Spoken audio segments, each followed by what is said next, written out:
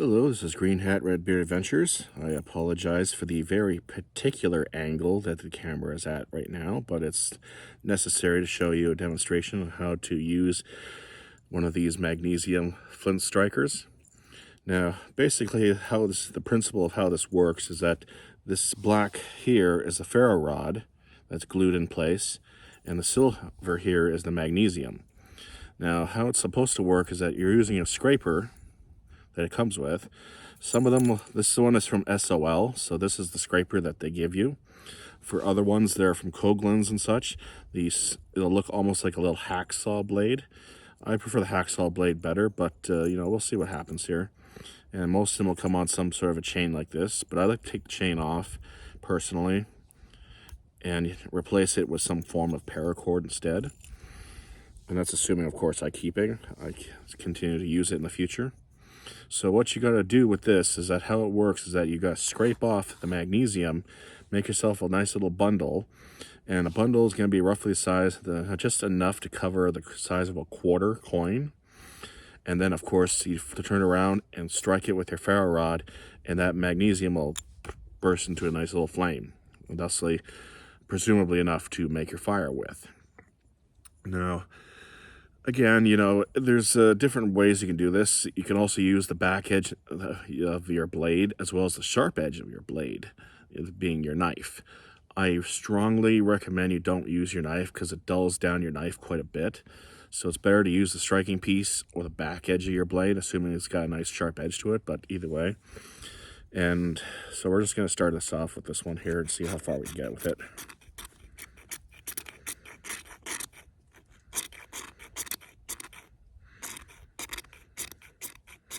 I am sitting on a log after all, so these little fine pieces just kind of wander off on their own here. It's better to go on a flat surface, but unfortunately I don't have much of a flat surface here because everything is soaking wet.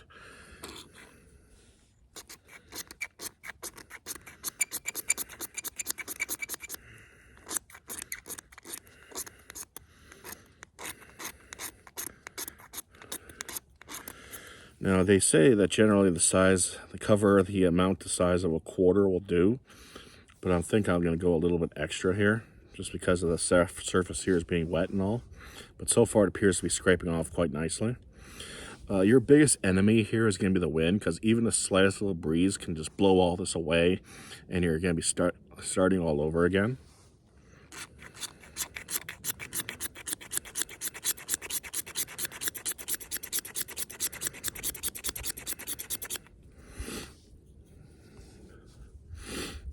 Use my striking piece just to push it all to a nice little bundle here.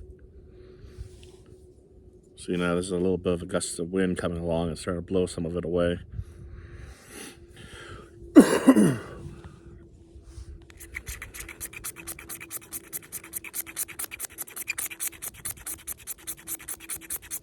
Better to have too much rather than too little.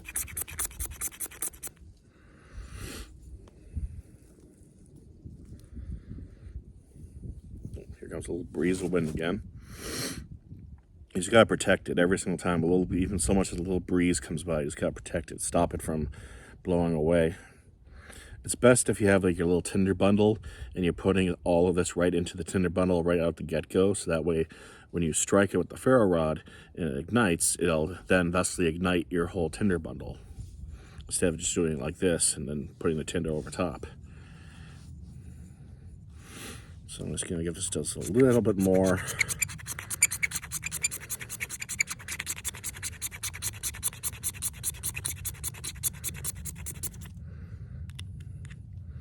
All right. So I got enough there to light a toonie on fire. So we're going to flip this over to the ferro rod side now. And for record, I was just using this edge here. This edge has a little bit of a lip there. I've used these strikers before with ferro rods, and this is the edge here that usually promotes you to do it with.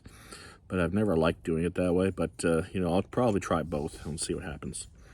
So I'm going to put my ferro rod right down, almost directly on top of it, and let's see how we can do. Whoa!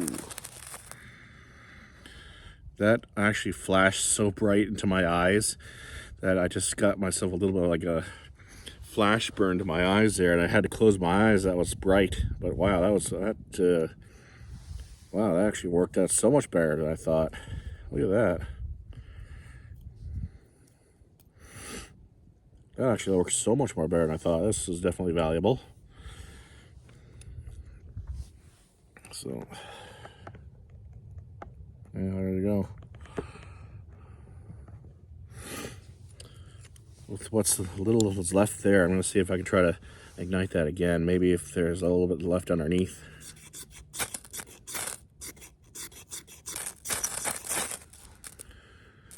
Not much, just very, very light.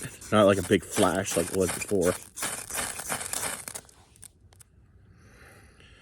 Well, the great thing about this is, or sorry, the downside and the good thing about it at the same time is that the ferro rod itself is very small. Like, you know, that's the diameter of that. The diameter of that's maybe about, I would have to say maybe a little bit smaller than 1/4 of an inch in diameter. And the length of it's decent, but it's just small in general. So the magnesium is definitely where it's at for me. If I had, say, another ferro rod handy, I would definitely attach a ferro rod onto this, a bigger one. So that way when this one here is used up, and it's not going to be long before this is used up, and then that way at least I got the other ferro rod. And I'll still keep the striking piece with it, because I know the striking piece here works for collecting the dust and this little fine fibers. And you know, look at that there. You know, like, that's how much I've used. Not a whole lot, really. So yeah, that's it works. This one's from SOL, Survive Outdoors Longer. And even the Coghlan's ones should work just fine all the same too. They're pretty much the exact same thing, really. But wow, that just from where, like, you can't see my face obviously because I'm just leaning forward right now, but my face is roughly 1 foot from here, and that just flared right up into my eyes, into my face, and I had to close my eyes and back up just a little bit there because that was just flared up so damn quick and flared up so much more brighter than I thought it would. I thought it was just gonna be like a little flame or something. I didn't realize it was just gonna boom like that. But that was cool. That was amazing. I'm definitely gonna be keeping one of these in my emergency bug out bag and probably in my hiking backpack as well. But that was cool. That was neat. That was definitely well worth it. So, and I got it for next to nothing. It's very cheap. So, anyways, this is Greenhat-Redbeard Adventures. Stay safe. Have fun.